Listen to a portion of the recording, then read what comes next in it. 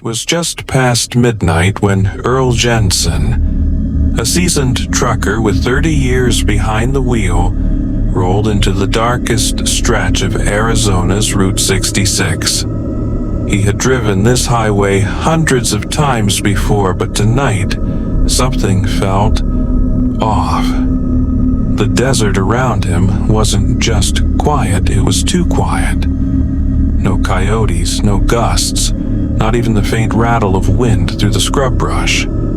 Just the endless hum of his engine and the long black ribbon of road ahead. Earl wasn't a superstitious man. Born and raised in Chicago, the guy had seen it all. Bar fights, bad storms, midnight accidents. But ghosts, demons, that stuff belonged in books and B-movies. Still, he couldn't shake it. The sense that something was watching him, something riding just outside the beam of his headlights, something keeping pace in the dark. As the miles ticked by, the desert opened wider, stretching flat and empty in all directions. The stars above were so bright they lit the sand in silver, and that's when he saw it. In his side mirror, just for a split second, a figure, tall, thin, moving unnaturally fast and low to the ground, as if crawling on all fours. But there were no headlights, no car, no engine sounds, just that thing, sprinting silently in the dark. Earl blinked and gripped the wheel tighter. Maybe I imagined it, he thought. He leaned forward, scanned the mirror again. Nothing. Just empty road stretching into blackness. A few minutes passed. No music, no radio, just the hum of his own thoughts.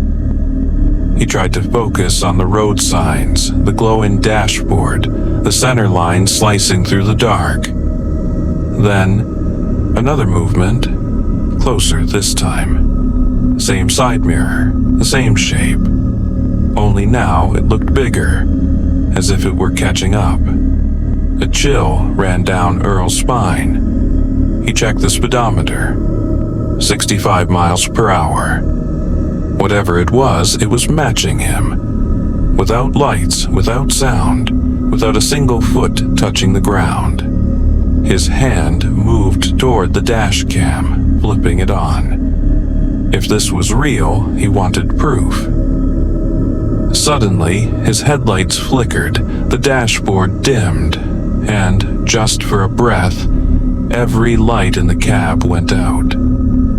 Pitch black. And in that pitch blackness, something breathed right behind him. The lights snapped back on. Earl slammed the gas pedal. 70, 80, 85.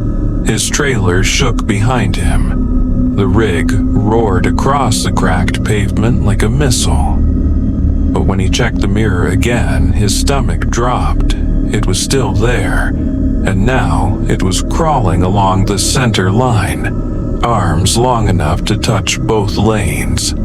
Its body like ink spilled in water, undefined, swirling, rippling. And where its face should have been, there was nothing, just a void. A hole in the shape of a human head. Earl's mind raced. Was this a hallucination, a trick of the eyes? Or worse, was it real?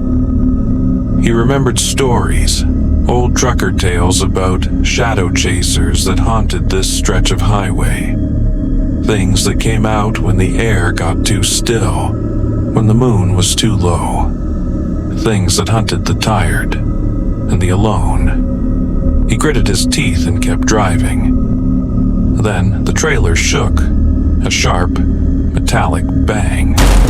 Then again, bang. Like something had climbed onto the back and was pounding from inside. He risked a glance at the internal thermometer.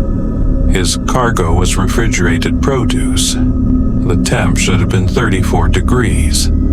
It read 17, then 10, then 6, frost was forming on the dashboard vents. The steering wheel burned his hands from the cold, and that's when he heard it. A voice, not out loud, but inside his skull.